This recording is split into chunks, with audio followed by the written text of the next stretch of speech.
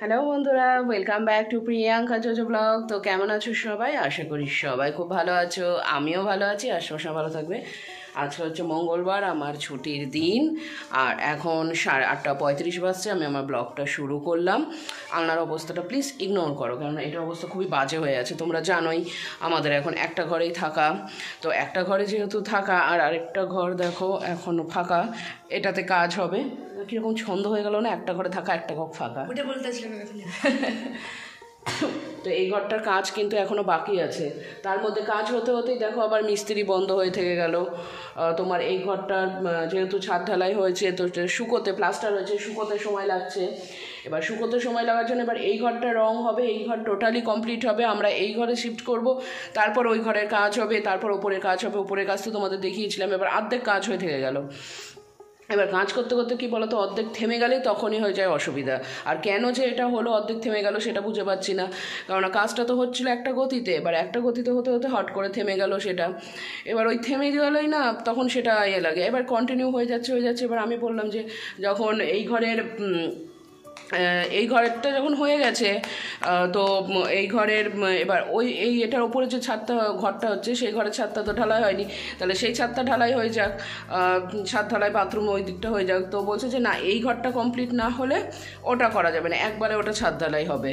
তো যাই হোক, সেই কারণে কাজটা আটকে থেকে গেল। আর কাজ আটকে থাকলে জানো না সত্যি খুব বিরক্ত লাগে। আর অন্য বাড়িতে কাজ করছে কি আমাকে জানো ও স্কুল যাওয়ার সময় দেখেছে ওই মিস্ত্রিগুলো এই পাশে কারো একটা বাড়িতে কাজ করছে, তো ওর দেখে খুব রাগ। কোন বাড়িটায় কাজ হচ্ছে? আচ্ছা, ওইদিকে একটা কারো বাড়িতে কাজ করছে, ওই দেখে ওর চরম রাগ হয়েছে যে আমি মিস্ত্রিগুলো আমাদের বাড়িতে কাজ করছিল, ওদের বাড়িতে কেন কাজ করছে। এখন ওদের ওখানে কাজ, এখানে কাজ নেই। ওদের দোতলা আছে, এখানটা এবার দোতলা কাজটা তো আটকে গেল। তুই যা, স্নান করতে যা, দেরি হয়ে যাবে। আর বাবার মা আজকে যেহেতু মঙ্গলবার আমার ছুটির দিন, এবার আমি বাড়িতে থাকতে পারবো। অন্যান্য দিন তো ধরো আমি থাকতে পারি না, বাবা আর মা বেরোতে পারে না, কোনো কাজ সারতে পারে না। তো আজকে সকালবেলা গিয়েছিল একটা কাজে, আবার এই বেরিয়েছে, বাজার টাজার গেছে, আরও কিছু কাজ আছে সেগুলো করতে গেছে। আর আমি এইদিকে রান্নাবান্না করছি। তো কী কী রান্নাবান্না করলাম সেটা তোমাদের একবার দেখিয়ে দিই। এই দেখো, এখানে ভাত হয়ে গেছে, আর এখানটায় এই কাপড়টা দিয়ে রাখা হয়েছে, কারণ এখানে ধরো তরকারিগুলো রাখে। এবার তরকারি ভাত থাকলে এবার যদি পাইপটা গলে যায় বা নষ্ট হয়ে যায় কিছু, তার জন্য রাবারের পাইপ। আর এইখানে দেখো ডাল হয়ে গেছে, ডালটা ফোড়ন দিয়ে নিয়েছি একদম। আর আজকে তো মঙ্গলবার, নিরামিষ হবে, তাই 5 ফোড়ন দিয়েছি। আর আমি শুকনো লঙ্কা কোথায় রেখেছে মা খুঁজে পাইনি। আর এইখানে জিমির জন্য ডাল সিদ্ধ তুলে রাখা হয়েছে লবণ ছাড়া। আর এই দেখো, এখানে আটা মেখে রেখেছি, পুচনকে লুচি বানিয়ে দেবো টিফিনে। আর এইখানে হচ্ছে একটা তরকারিটা হচ্ছে আলু আর গাজরের তরকারি। আর এই তরকারিগুলোতে আমি হলুদটা একদমই কম দিই, কারণ এটা সাদা সাদা থাকলে না দেখতে বেশি ভালো লাগে। আর একটুখানি লঙ্কার গুঁড়ো দিয়েছি। তো এটা সিদ্ধ হোক, ব্যাস এইদিকে কমপ্লিট। আর আমি আজকে আমার কোনো বয়েল শিট কালকে রাত্রে ভিজাইনি। মা বললো আজকে পান্তা ভাত আছে। এবার পান্তা ভাত শুনে তখন আমার মনে হলো যে না, পান্তা ভাত যখন আছে তখন পান্তা ভাতই খাবো। আর ওই দেখো, স্ট্রবেরিকে পরিষ্কার করে দিয়েছি। উনি এখন এখানে রিল্যাক্স করছে, ওনার খাবার দেওয়া আছে, শুয়ে থাকে আরাম করে ঘন্টায়। আর এটা এমন শয়তান জানো, তোমরা দেখেইছো, সকালবেলা যখন আমি ওকে পরিষ্কার করবো বলে খাঁচা খুলি, ও বেরোতে চায় না। বেরোবে নাই, ওটাই যেন ওর একটা জায়গা। আর যখন রাত্রিবেলা আমি এসলাম ওকে খাবার দেবো, ও তখন ফট করে কি হলো, বেরিয়ে চলে গেল, তখন ঘুরবে ও। এখন দেখো ওখান থেকে আমার কথা শুনছে। তরকারিটা হোক, আমি একটু বসি। পুচন গেল স্নান করতে, স্নান করে আসলে ওকে খেতে দেব। ওদিকে ভাতের মধ্যে আলু সেদ্ধ দেওয়াই আছে, ডাল আলু সেদ্ধ ভাত। পুচনটা না তোমার খাওয়ার ব্যাপারে কি বলো তো, এই বাড়িতে যেগুলো হয় ধরো সিদ্ধ খাবার, এইগুলো না খেতে খুব ভালোবাসে। এবার আগে মানে ওই বাইরের খাবার খাওয়া, মানে এই দোকানের খাবার, ডালপুরি হোক, পকোড়া হোক, এগুলো খাওয়া শিখেছে ও বড়জোর 3-4 বছর। তার আগে কিন্তু ও বাড়ির খাবারই সব খেত, মানে বাইরে গিয়ে কোনো কিছু পকোড়া টকোড়া কিচ্ছু খেত না, মানে খাওয়াতাম না আমি আর কি, ওর খাওয়াও শিখেনি। আমি শুধু বাড়ির খাবার, এবার ধরো কোনো জায়গায় যাচ্ছি তো আমি বাড়ি থেকে খাবার নিয়ে যেতাম বা বাড়ি থেকে খাইয়ে নিয়ে গেছি। কোনো বিয়ে বাড়িতে গেছি, বিয়ে বাড়িতে গেলেও আমি বাড়ি থেকে হয় সিদ্ধ ভাত ওকে খাইয়ে নিয়ে গিয়েছি, নয় বিয়ে বাড়ি থেকে আসার পরে আবার রান্না করে আমি ওকে খাইয়েছি, কারণ অত কিছুই খাইনি।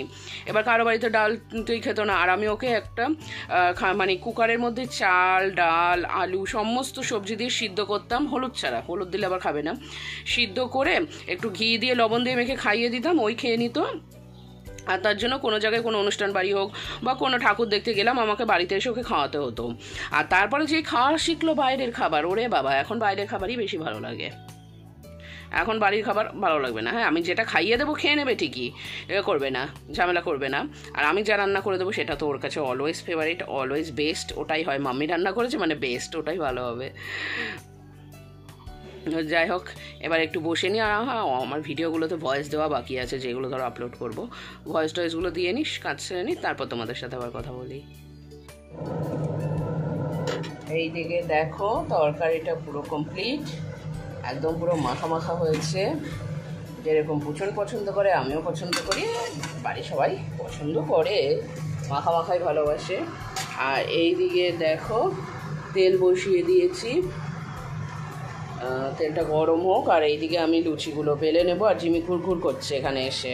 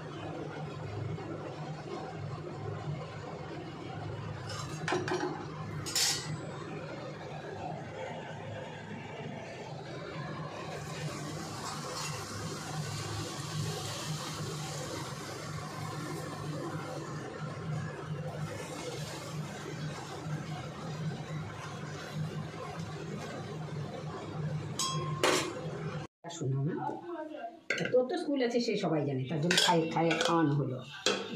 ডাল সিদ্ধটা কই জিনিস? ওই গ্যাসের পেছনে।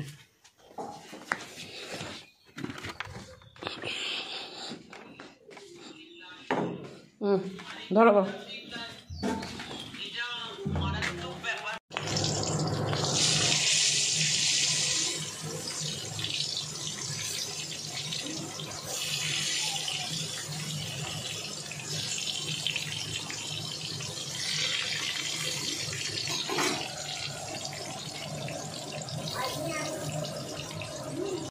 খাওয়া দাওয়া কমপ্লিট করে টিফিন নিয়ে পুচন চলে গেল স্কুলে।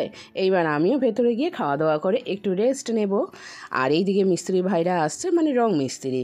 আর এইটা হচ্ছে আজকের লাঞ্চ থালি, খাওয়ার সময় হয়ে গেছে দুপুরে। তো চলো তাহলে আজকের ব্লগটা এখানেই শেষ করছি। সবাই খুব ভালো থেকো, সুস্থ থেকো, আজকের মতন টাটা।